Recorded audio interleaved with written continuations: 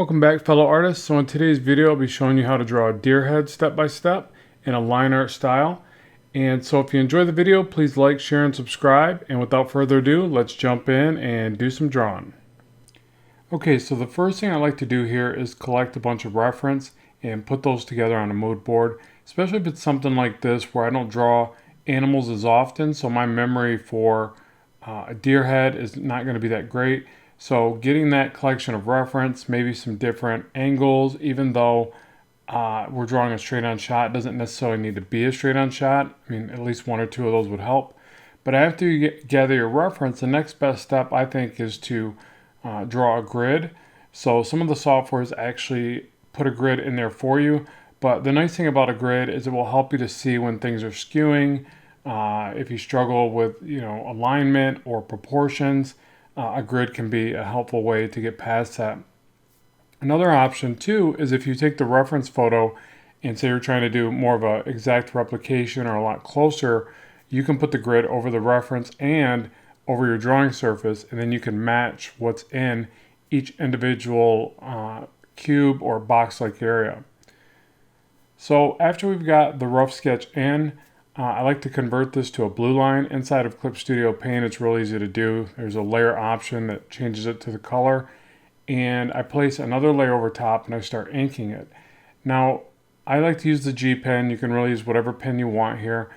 And it may look like I'm just scribbling in fur, but what I'm really doing is blocking out specific areas. I'm looking for the cheekbones, the brows, the jawline. And as I'm scribbling in the fur, I'm making sure to direct it at the same time. So those lines need to sort of point to the next stage of the work where, hey, here's the fur, but it's going to wrap over the underlying form and it's going to go in this direction. So think directionally about it. So with the horns or antlers, it's a lot of long sweeping pulls. So this is where you lift your elbow off the canvas and use more of your shoulder, and you try to do a consistent straight pull, which generally will give you a cleaner line. So now I'm adding in more of the texture, and again, I'm utilizing the initial starting point of the fur and the direction of it, and I'm going to continue on with that as I really just stipple shade all over the place. And I'm also using some of the segmentation. So if you look under the eyes, typically with the deer that I was studying, their eye area is more of a light fur.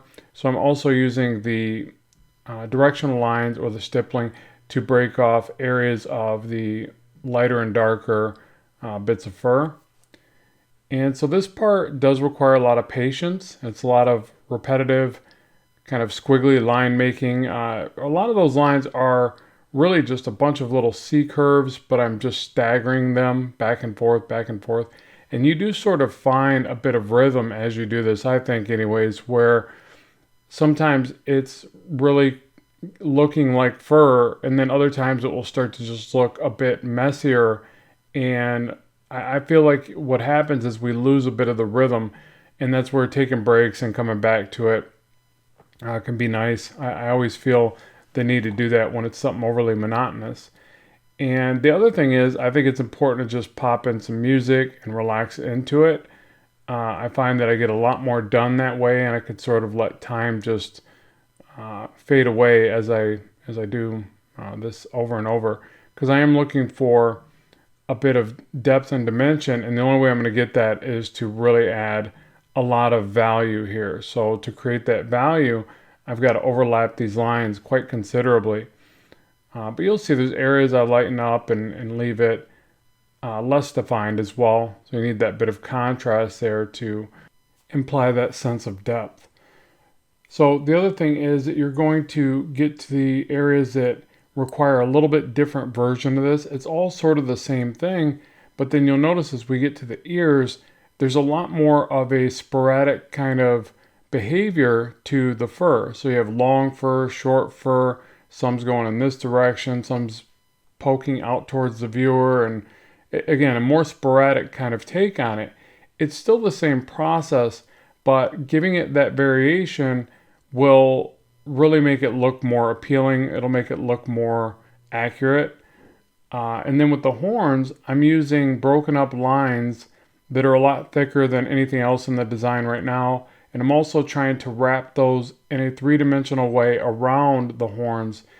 And again, I like the broken up lines there because they sort of reinforce the way antlers look anyways, where they have that texture and those ridges, those very defined ridges. And so I'm sort of just pushing that further with the way I've illustrated it, but it just felt like it looked good. I like the design of it. Again, I like the contrast aspect to it. So it's having, this idea of like if everything was rendered too identically, it would really flatten out. It would look less appealing.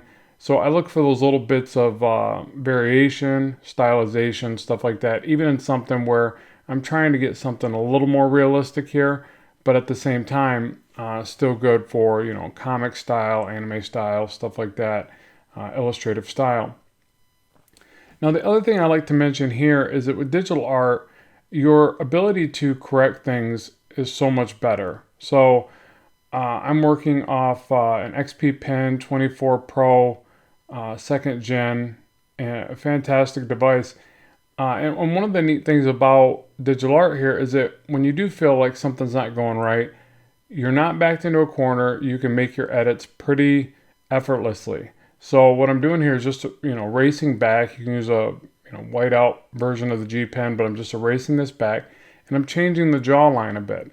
But I don't have to scrap this and start over. And I would say even with original art, traditional art, you don't have to do that. But it's a lot easier to maneuver and edit digitally. I can grab part of the eye and move it over. I can nudge the nose over. I can change the jawline.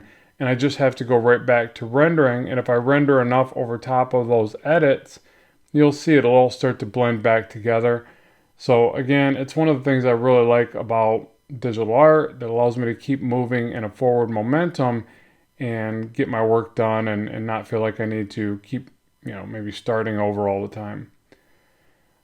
So here, just more of the same. I'm really looking at this point as how much value and depth do I want to create, and then I just have to keep layering all these little bits of texture and these stipple-like effects over top of one another to get to that end result. So again, practicing patience here and trying to relax into it and taking breaks. I noticed that I was taking breaks roughly every 30 minutes. 20 to 30 minutes seems to be a nice comfort zone for me where I can, get the best out of my work, and I take a mini break and come right back. And I think that's natural. I think that's an effective way to do this. Nothing to feel bad about. And the overall process took just under 2 hours, so I was pretty happy with that. And I could always revisit it and, get better and better. I need to practice more animals. So you can let me know what you think, and I'll make sure to get more of that on the channel. But then the last thing is just touching up with white. It's really nice to be able to take those little white out details, and you wouldn't think it does a whole lot for the fur, but it really can. It can punch up certain areas rather quickly. So after you get enough value in place, again, you can drop in some whiteout effects, and it really sort of brings it to that next level. It's definitely great for the highlight of the eyes and the nose, obviously. That's always one of my favorite parts to add in. And then the last thing that I really want to mention, and I should have done a lot more even early on in this illustration, is make sure to flip the work a lot. Now, getting up, taking breaks, coming back to it with fresh eyes will generally expose some of those things that are asymmetrical, things like that. But for me, flipping it does it the most immediate. So you'll see, even at this later portion, I go back to the edits and I select like the nose and the eye area and nudge it around. And it's mainly because, again, as soon as I flip it, I see things that are just skewed more than I saw them as I was adding all the texture. And I think that the more you spend on a piece, the more you really do need to flip it throughout to kind of catch those areas, so you don't have to do so much work at the very end. But that's really it. So hopefully you've enjoyed today's video and it's been informative for you. I'd love to know what you think. Thanks so much for watching the channel. Make sure to like, share, and subscribe. More on the way soon, and bye for now.